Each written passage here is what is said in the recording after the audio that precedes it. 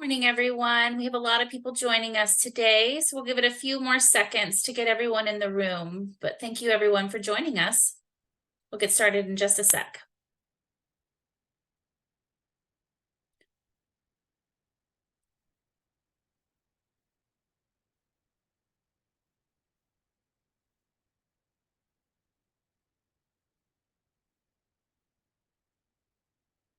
Okay, we'll go ahead and get started. Welcome, everyone.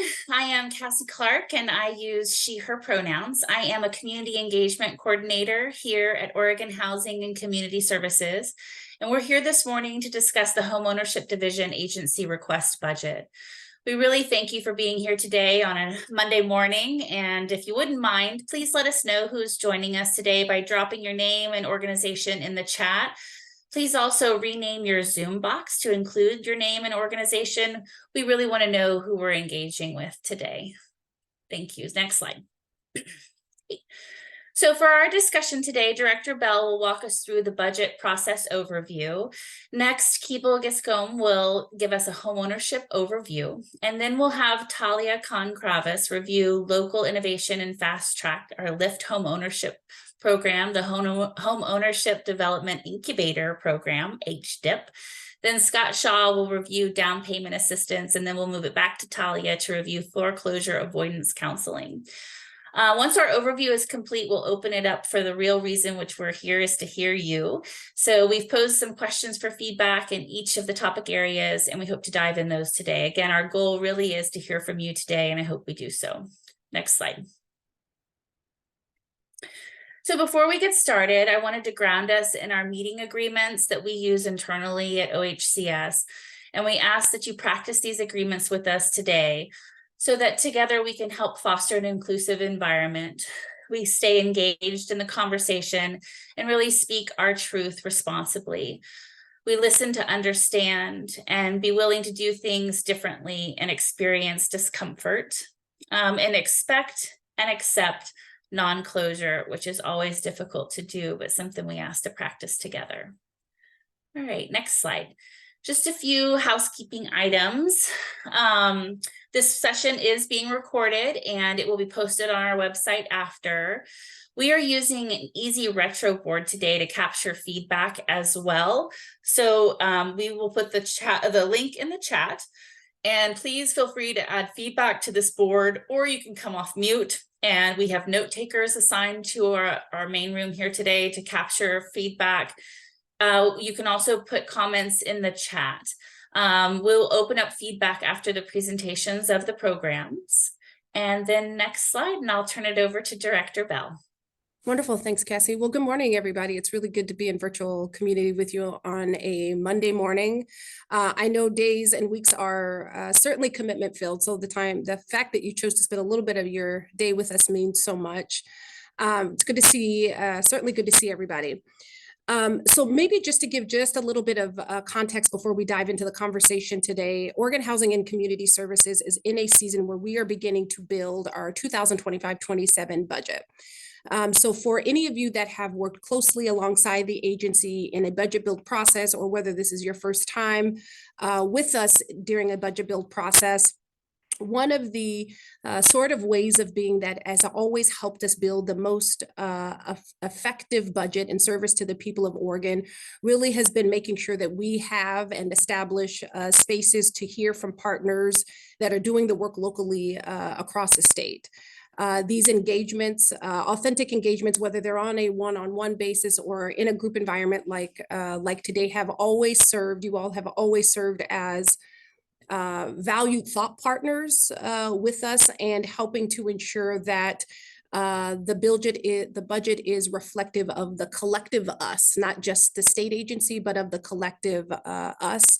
Any progress that we have been able to make on the homeownership front, candidly, has only been possible because of our partners. And with that in mind, we want to make sure that we are continuing to improve how we build the budget process together in a way that is in alignment with our shared values to the people of Oregon. And in that, part of that part of that shared values, candidly, is making sure that we are continuing to both deliver measurable and transparent outcomes that help make everyday life a little bit easier for the people that we serve. And the progress that we are in pursuit of collectively is progress that is one, inclusive, and one that everybody can participate in. From my seat, the ultimate measure of any shared progress really is how well people are doing locally across the state. And with that, it continues to be a posture of criticality by which we address these conversations and engage. In addition to it being a moral imperative, I don't have to tell any of you that housing and the pursuit of home ownership is one of those things that we know a lot of people go to sleep stressed out about every night and wake up to every single morning, day in and day out. And so we take this budget build process with that prism and with that level of commitment in mind. Now, the prism for today's conversation really is reflective of some past feedback that we got. Each time that we build a budget build, we get a whole host of feedback that we solicit. And it doesn't collect dust somewhere. We always go back and take a look at it. And one of the areas of feedback that we have received is making sure that we have more spaces for listening, where we are truly listening. And so we hope that you see that value reflected in today's conversation and then some forthcoming conversation that we'll have today. OHCS and the governor's office, we have been continuing to work very closely along the way, both within the budget build process and then with just overall within our day-to-day work. And this budget build process both serves as a reflection to Governor Kotek's priorities and in alignment with her priorities, which remain focused.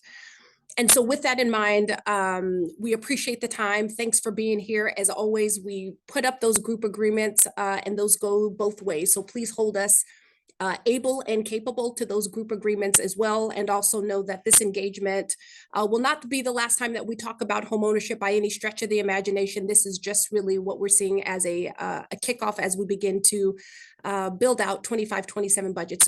So appreciative of you being here. Thanks for making the time. Thanks for bestowing some brilliance upon us as we begin to build out this budget process. And we look forward to just some candid conversations along the way. So with that, appreciate you being here. I'll turn back to the team. Turn it over to Keeble. Next slide, please.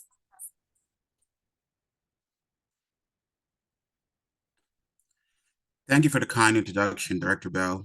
Good day, everyone. My name is Keeble Giscombe, and my pronouns are he, him, and his. I serve as the Director for Homeownership at OHCS. Our division provides essential services to home buyers, homeowners, lenders, and partners. We are grateful for your presence today, especially on such a short notice, to discuss the budget priorities for the 2025 and 2027 biennium. Our mission in Homeownership Division is to expand opportunities for new homeowners and support existing ones in maintaining their homes. We believe that homeownership offers Oregonian long-term stability in housing costs and foster neighborhood stability, enabling families to build lasting relationships within their communities. This stability can also benefit children through consistent educational and social environments. Your feedback today is invaluable and will help us tailor our budget requests to better meet the needs of your organization and the Oregonians you serve. Thank you once again for joining us. We look forward to collaborating with you to ensure Oregonians remain safely and stably housed. Now I would like to hand it over to the Assistant Director, Ms. Talia Kent-Carvis, who will discuss the LIFT homeownership funding. Thanks so much, Keeble, and thanks to everyone who has joined us today. My name is Talia Kent-Carvis, and I use she, her pronouns. I'm going to talk through several of our agency budget request items along with my colleague, Scott Shaw. And the first one, as you can see up on the screen, is Local Innovation and Fast Track Program, which we all know as LIFT. You can go to the next slide.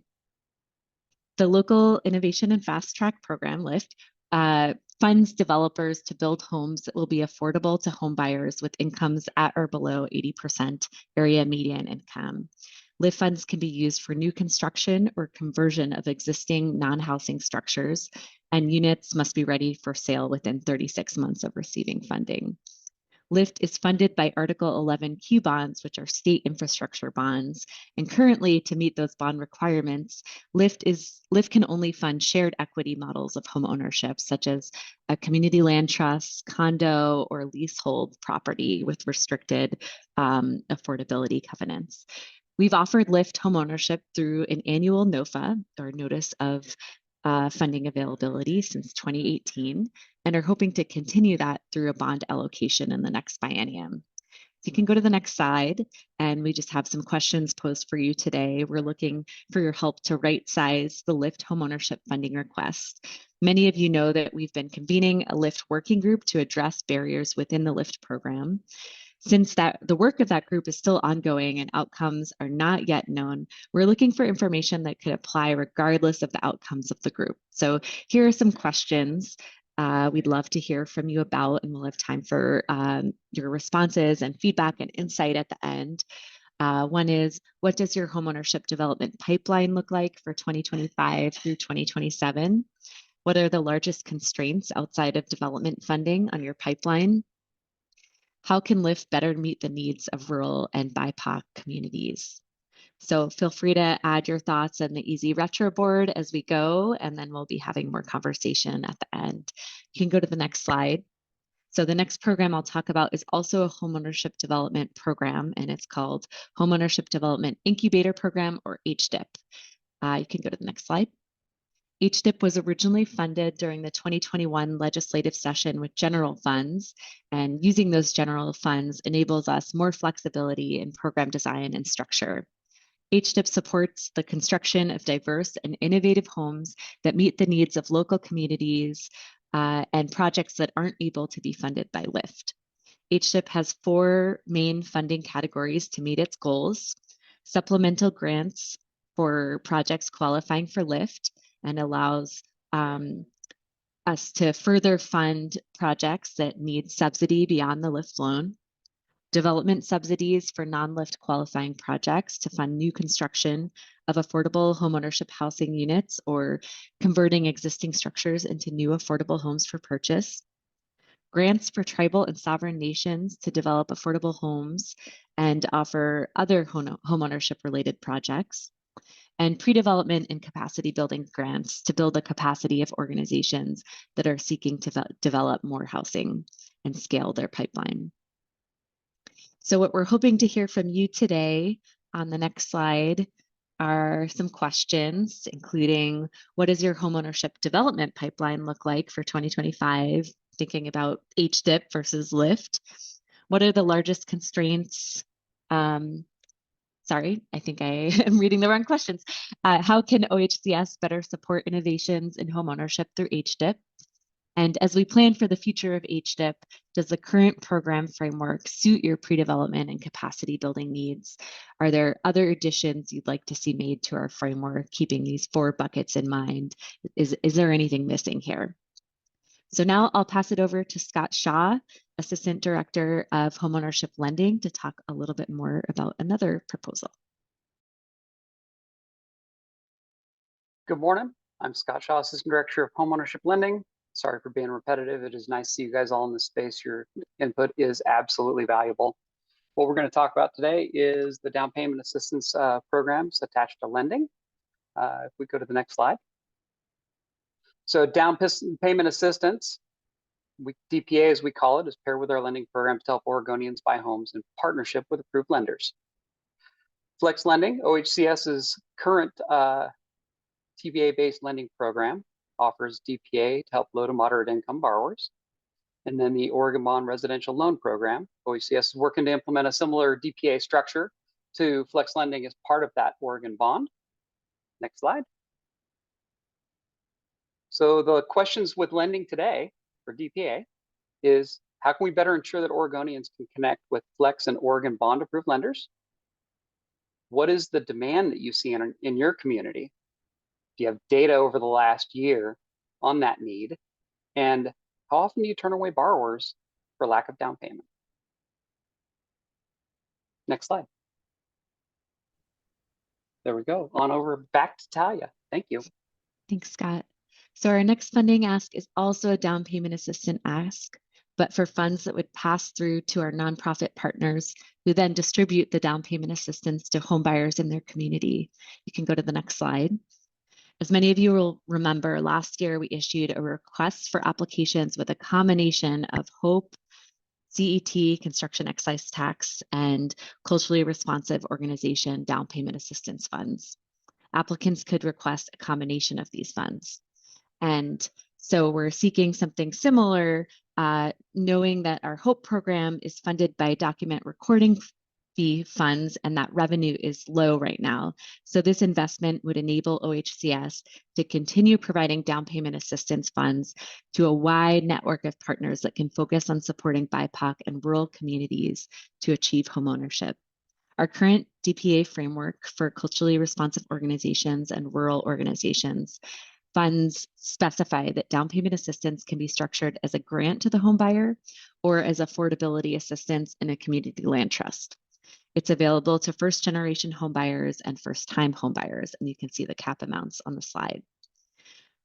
So today and in follow-up surveys, we want to know, similarly to the questions that Scott just posed and on the next slide, what are the biggest challenges to your distribution of DPA funds?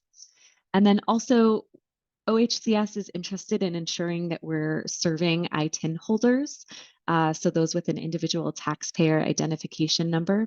And currently, our down payment assistance administered through partners through the HOPE program and our other combination of funds there does not have residency restrictions, so ITIN holders are eligible. But would it be helpful to have a specific soft set aside for DPA to ITIN holder? So we'd love your thoughts on that. And then also, what is the demand you see for DPA in your community? And do you have data on the need over the last year? Last but not least, before moving into discussion, I'll touch on one more item in our agency request budget. So you can go to the next slide. It's foreclosure avoidance counseling. Next slide. OHCS funds homeownership centers and their certified housing counselors to work with clients to find the best options and resources to navigate foreclosure. We're requesting an investment in this program to keep it going, but we'd like your help right-sizing the ask. So if you go to the next slide, here are some of our questions for you. What are the biggest challenges to using these funds?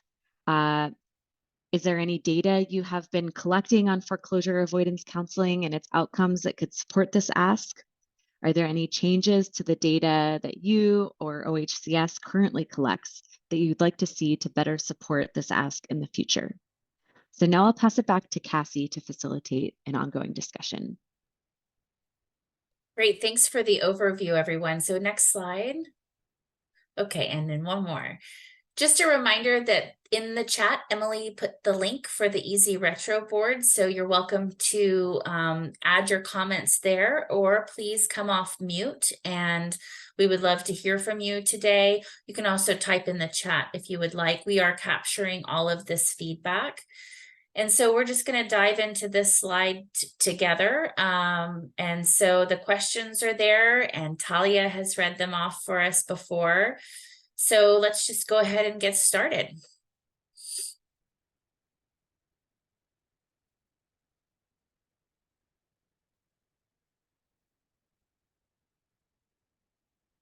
And don't be shy this Monday morning. You're welcome to come off mute and have a dialogue with us is what we would love.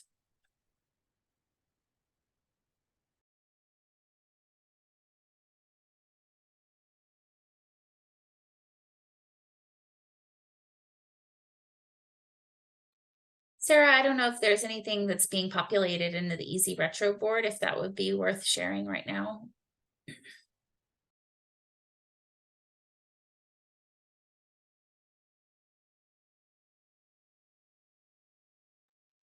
Yeah, let me switch over screens.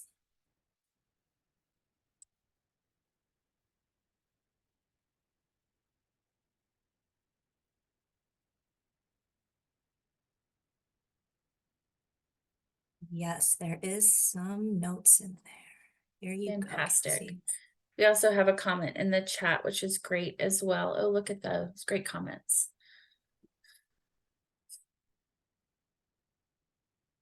And team, I don't know if you have any questions to pose back, but if you do see any questions too that you think maybe need some elaboration, please feel free to jump in too.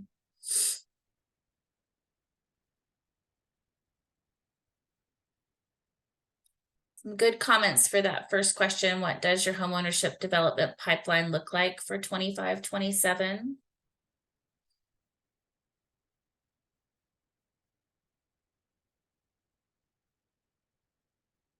As well as what are the largest constraints outside of development funding on your pipeline?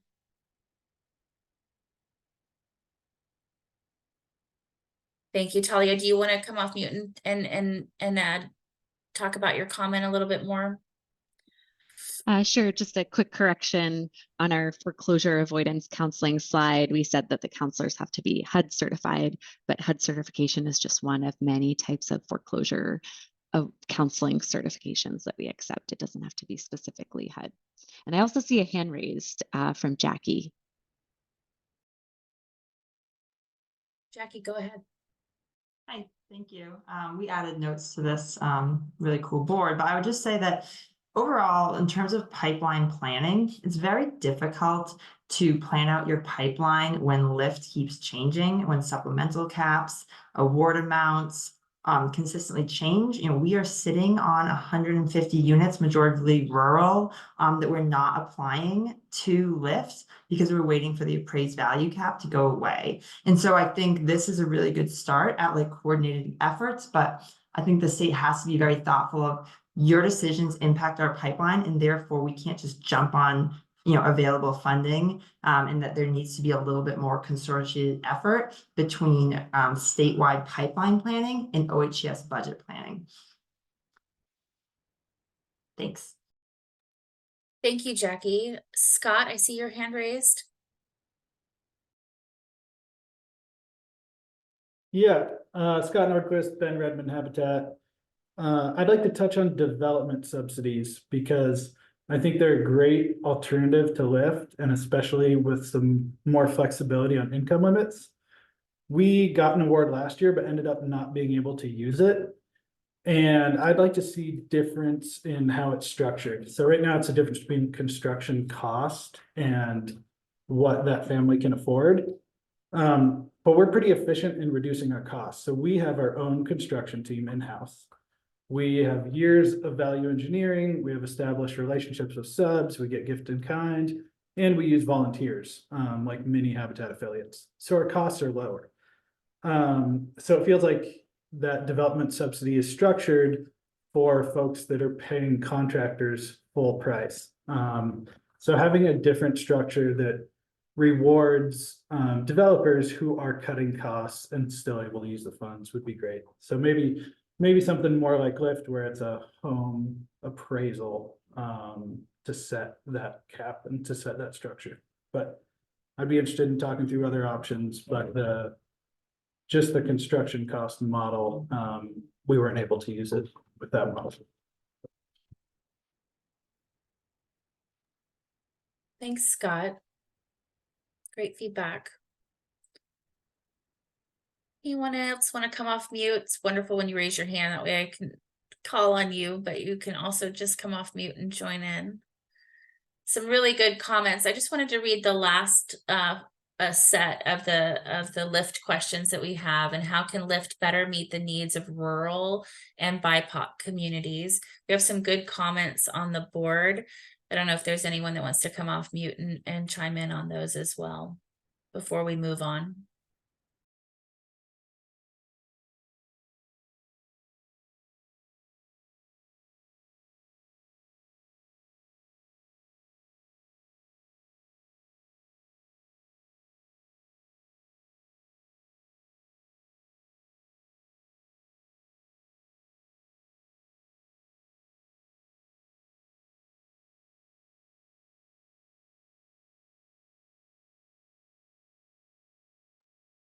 Okay, I see some great comments in the chat too, and thanks Sarah for scrolling down to show us all of the wonderful comments so far. I'm just going to move us then to the next set of questions, if I'm tracking. Hold on. Here we go. Okay, so moving into the DPA questions, I believe, which are next. DPA lending. How can we better ensure that Oregonians? Oh no, it's HDIP. Sorry, my slides are messed up. So I apologize. So HDIP. So how can OHCS better support innovations in homeownership through HDIP? Or another question is, as we plan for the future of homeownership division incubator program, HDIP, does the program currently framework suit your pre-development and capacity building needs or any additions? So let's focus on the HDIP questions for a few minutes.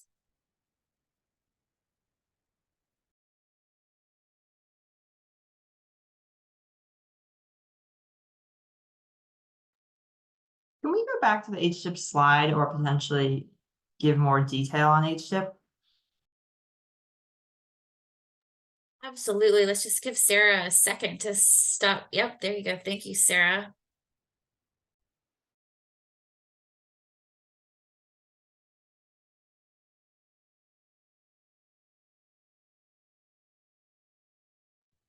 And while we're going back to that, I can remind everyone that there are 4 HDIP categories, and HDIP, I'm seeing some comments here that it would be great to serve up to 120% AMI. So HDIP does allow us to do that.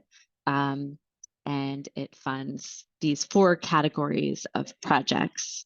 But since it's general funds, we have more flexibility with what we do with these funds to support the goal of increasing the supply of affordable homes for purchase.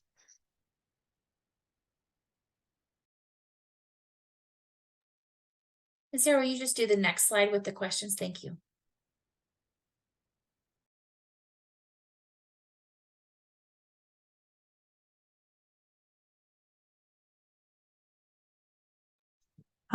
Talia, can you speak a little bit more about actual amounts for supplemental lift as well as actual amounts for pre-development and capacity building so we can give feedback on that?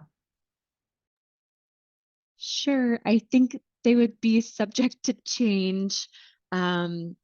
This year for the rolling NOFA, we had per developer caps. I believe that they were 800,000 per organization for rural and culturally responsive, or for the NOFA, we wrote those meeting a specific criteria of equity in our NOFA. It was a bit lower for small and emerging developers.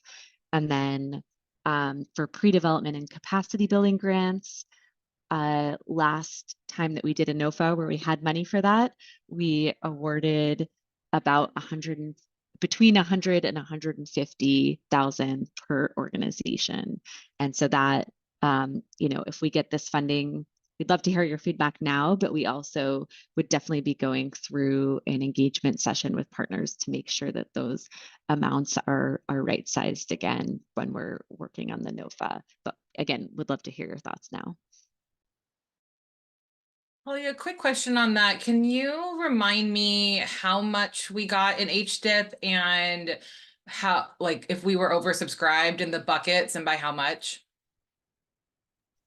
So we got HDIP funding in 2021 that was flexible, and that was $20 million. And then in 2022, we got HDIP funding that had to be paired with LIFT. So we used that. There's a category that's not on here. We use that for a homeownership market cost offset fund. And we used about 6.5 million for that. And then the rest was used for supplemental LIFT grants. I believe we used about 16 million for supplemental LIFT grants, and then the rest went to these 3 other categories. So we had 5 million for tribal and sovereign nations, about 2 million for pre-development and capacity building grants, and then the rest, I think it was, it ended up being about 11 million for development subsidies and non-LIFT qualifying projects. And we can follow up with those with more accurate numbers afterwards.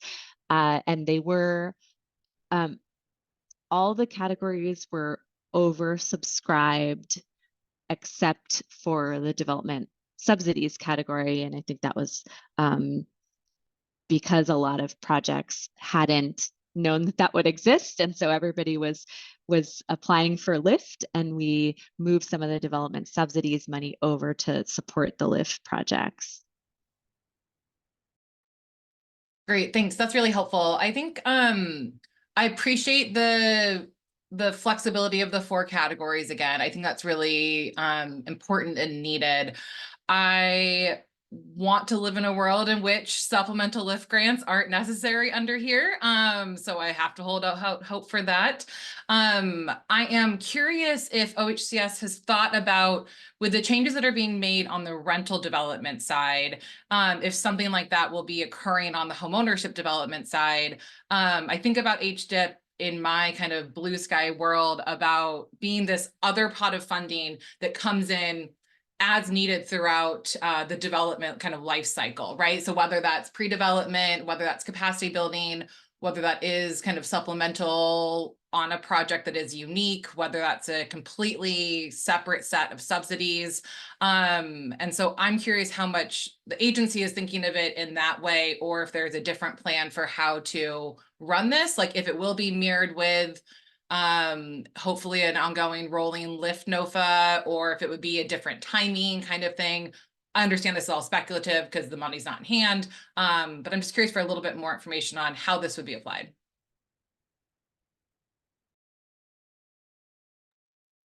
Thanks for the questions, Karen. We are going to take all questions in today and summarize that feedback and get back to everyone at a later date. We're just really here to listen and hear from you all today. So thanks for asking those great questions. I have a follow-up, Jackie from Rooted Homes.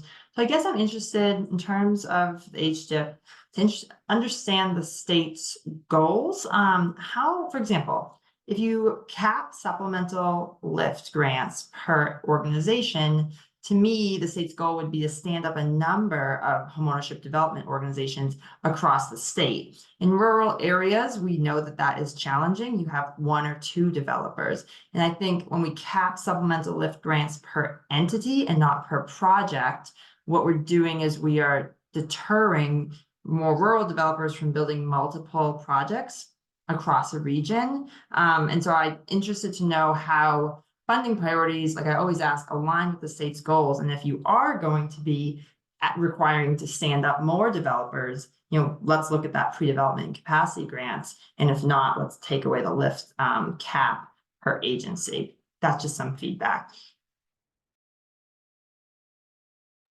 Yeah, I would agree with Jackie. I think that it's challenging, especially with the rolling NOFA, when there is a per agency cap.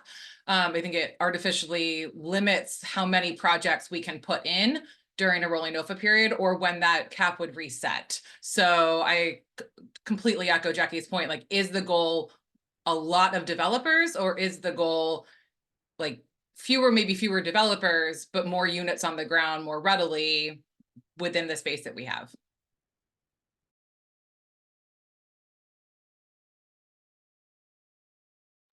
Great questions and feedback, Jackie and Karen. Okay, so last call on any HDIP feedback. This is Sarah Padilla. I can just jump in here with Habitat Oregon. I guess something that's on my mind is that, and I know we're not predicting the future yet, but if, for example, these land appraisals kind of go away as far as limiting the amount of funding that, in particular, rural, developers can apply for, potentially that means that there will be many more developers applying, and also those projects may be smaller. So there could be, I'm making this up, but let's say 10 other Habitat affiliates that apply for funding through LIFT HDIP, and yet, maybe they're applying for 6 homes, 6 units, 3 units, 4 units. So I guess it comes to mind because I think OHCS did a really outstanding job in providing like individual technical assistance this round. But I also think it might be helpful to think about providing some more broad-based TA in the form of webinars in addition to office hours, because there potentially could be more applicants that are brand new to the process. And no matter what the scope of the project, whether you're applying for 2 homes or 100 homes, you still have to, you know, complete all of the requirements. So it's exciting to think about potentially opening this up to more developers, but it also will, you know, require a little bit more preparation. Thanks for that feedback, Sarah. Okay, I'm just gonna move us now into the down payment assistance, the lending overview questions. So thanks. Great. Again, just a reminder, you can add your comments and feedback into the Easy Retro board. The link is in the chat, or you're welcome to chat your comments about these questions or go off mute and join us in a dialogue. So how can we better ensure that Oregonians can connect with Flex and Oregon bond approved lenders? What is the demand you see for DPA in your community? Do you have data on need over the last year? And how often do you turn away borrowers who lack down payment?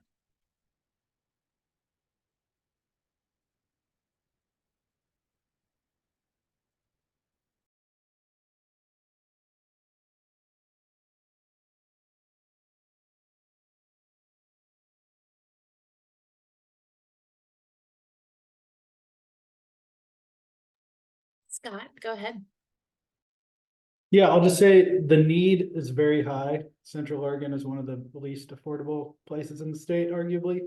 And I also want to say that I really love the priority for first generation buyers. I think it's a wonderful way to target generational wealth building without violating fair housing or targeting protected classes. So I hope that first generation buyer bonus continues. It's been really great.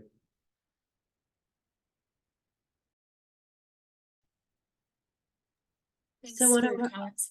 Go one ahead. of our challenges in Lincoln County, I mean, we can help access down payment assistance for the Habitat home buyers, but for folks who are not part of our program, we want to be able to refer them to another agency. And the few agencies we have where we can refer them, they always end up on wait lists, and I never hear of anybody actually accessing the funding. Because they get on a wait list, the funding runs out. I don't know the next year of funding, how they don't continue carry over, but somehow this just never happens. So some better way to connect folks in rural areas with access to funding. For instance, if someone says in their application that they're going to serve a specific county, perhaps having some kind of requirement that a certain percentage of the award actually goes to that county.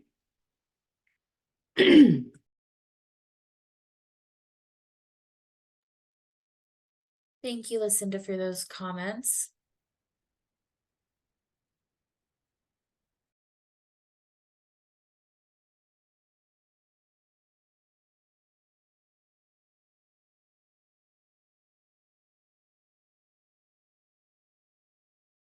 And then I'm going to show some total ignorance. I'm not familiar with the Flex lending program, so I wouldn't even know how to help folks know how to connect with approved lenders on that one.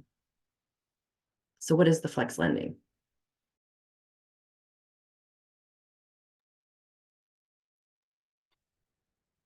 Cassie, you okay with me chatting? Just nod your Absolutely, head. go for Yep, it. sweet. Yeah. All right. So Flex Lending is actually the second lending program Oregon's fielded since we launched Oregon Bond initially in 1977. It is what we call a TBA, which is to be announced lending program. Pretty much every state in the nation that has an HFA has fielded a TBA program. There's 3 or 4, maybe 5 that do not. But our Flex Lending program actually offers 4% and 5% DPA with the program, and I'll put a link in the chat for it. Thanks for asking.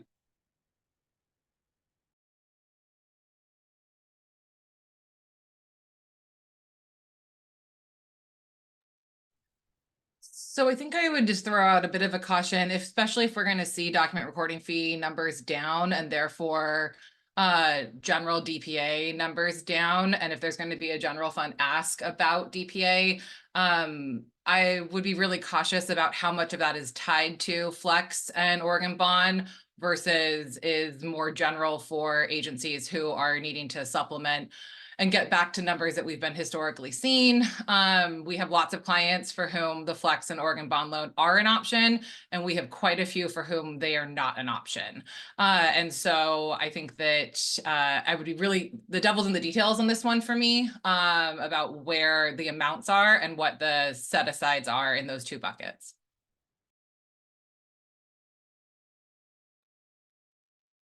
Thanks for the feedback, Karen.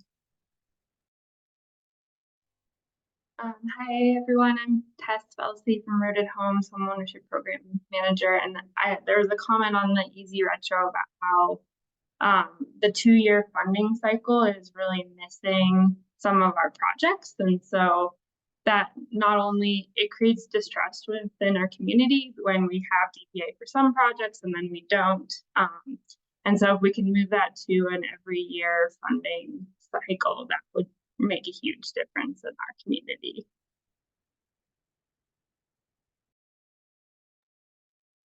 Thank you, Tess, for that feedback. Okay, just gonna give it still a few more seconds on any final thoughts here for DPA lending.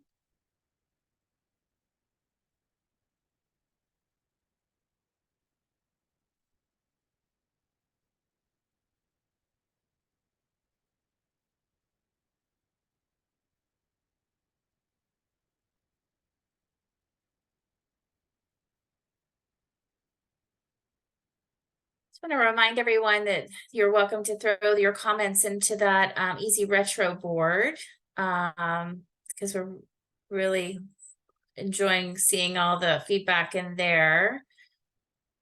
And then we'll get going here for this next round of questions that we would love your feedback.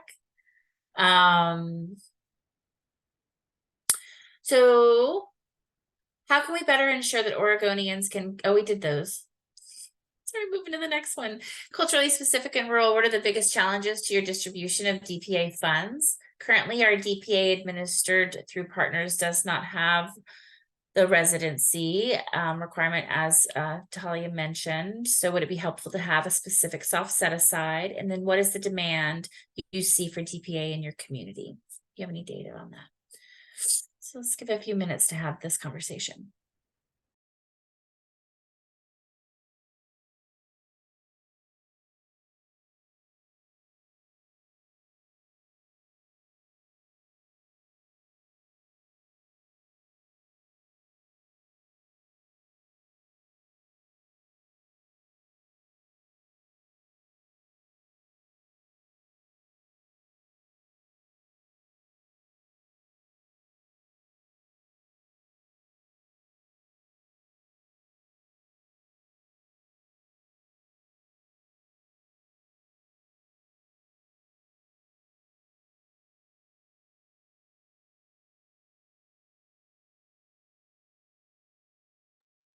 Okay, team, not hearing anything additional. Just going to go ahead and move us to the next.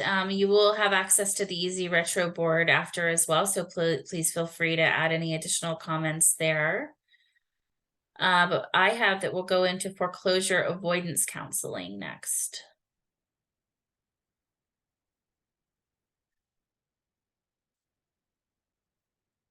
So we want to go ahead. There you go. Great, thank you. So what are the biggest challenges to using these funds? Is there any data you have been collecting on foreclosure avoidance counseling and its outcomes that could support this ask? And are there any changes to the data you or that we currently collect that you would like to see to better support this ask in the future? Oh, I saw a comment from Kelly in the chat too about the ITIN. Thank you. Good morning, Sonia Cabeche with Neighbor Impact. One of the things that works really well with the funding this time around is the ability to work on pre-foreclosure, basically, on people that are at the edge of foreclosure, but not on the proceedings already. So I hope that when we look at foreclosure avoidance, we are really looking at the whole spectrum. And we don't go back to more restrictive ways of how the program was run last time, because it has made a huge difference in ability to help more Oregonians and stay stable. One of my biggest concerns right now is that because the Oregon foreclosure avoidance mandated lenders are tied to how many foreclosures they had over the last few years and the moratorium that we had, we are seeing already some folks that are not having to go through mediation, and how the lenders are really not doing the best for their clients, and try to push towards certificates without the protection that the mediation program offers to our homeowners. So it's not your question, but I wanted to flag that because we're really worried on with less lenders having to participate in the program, what will that really look like? We do have data, of course, on how many people we've been seeing and whatnot, but the other factor that's going to affect a lot is the HAF program is closing, it's running out of funds. So we were able to support a lot of unstable homeowners through the HAF program, but with no funding for mortgage assistance, then I think that the foreclosure numbers are going to rise more than what it would be if you were just looking at kind of what's been happening over the last 2 years.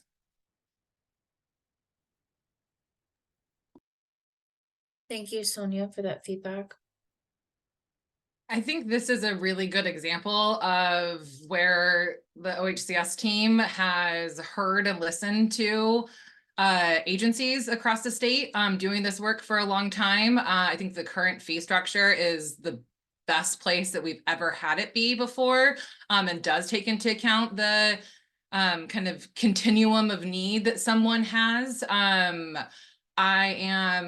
really impressed with where it's at. I would say, please, let's not change it at this point.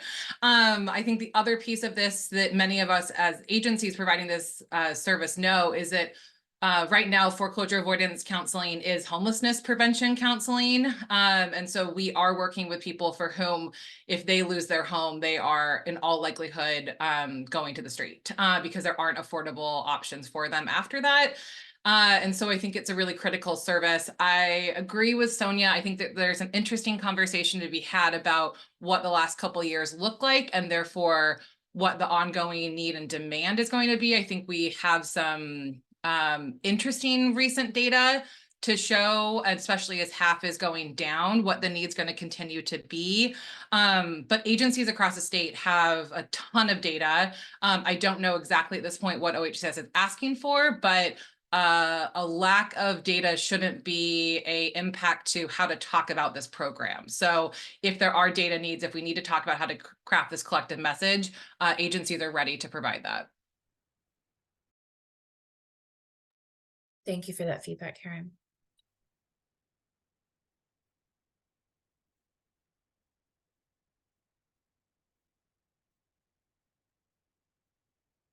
Just as we're winding down on time, you're welcome to keep providing feedback on these questions, and then we can open it up to any other comments or feedback that you would like to share before we wrap up today.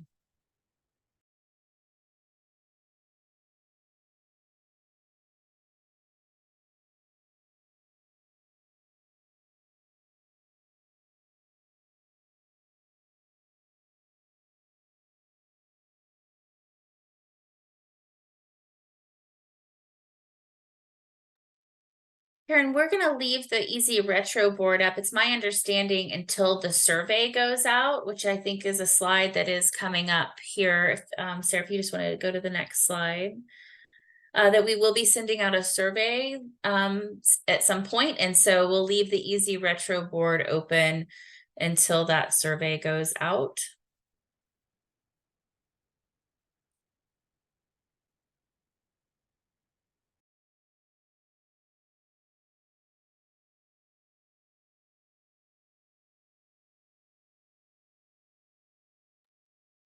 I don't want to cut us off from our conversation, but I also don't want to keep you if there isn't anything further. So just understand that we've got 10 minutes left, and we look forward to any and all feedback.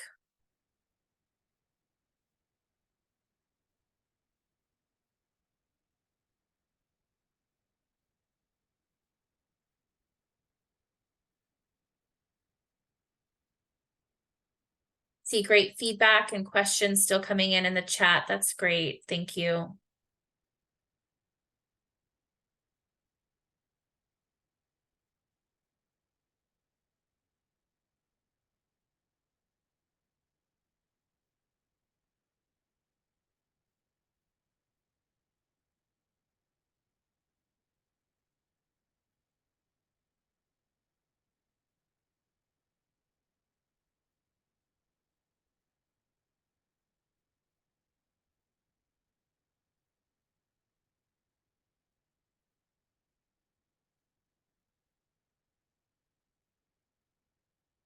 Give it another minute before I let you all go and have a few minutes back. Just really also wanted to extend our appreciation again, as everyone has said, about how valuable your feedback is for us today. The timeline for the ARB process is a great question. Our engagement will wrap up, I think, at the end of this month, and then going over to the governor's office. So it's I think more information will be coming out about that timeline when we send out the survey. So there's a little bit more guidance around that exact date. Thanks for that, Cassie. Are there more of these town halls that are going to be scheduled on different areas? I think this is the third one I've seen. Correct. There was a shelter town hall on Thursday, and there was an affordable rental housing one on Friday. Those are posted to our website, and you are welcome to listen to those and provide feedback to those areas as well. Today was the homeownership division. There is a Spanish town hall that will be on the 22nd, so Wednesday of this week. And then those are the ones that I'm aware of. But I hope you're all signed up for our technical advisories, because we are sending them all out in that communication.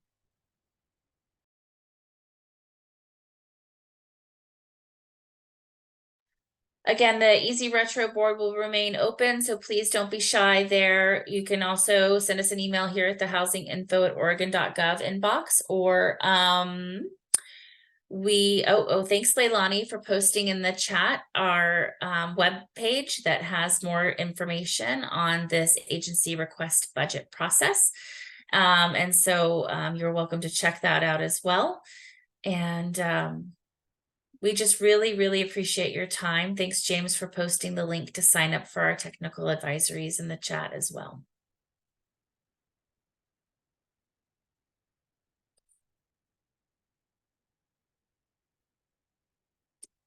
People, Talia, Scott, any last minute thoughts that you want to share before I let everybody go? I'll just like to share. I appreciate everyone being here today. This is a very fruitful conversation, and thank you for your time.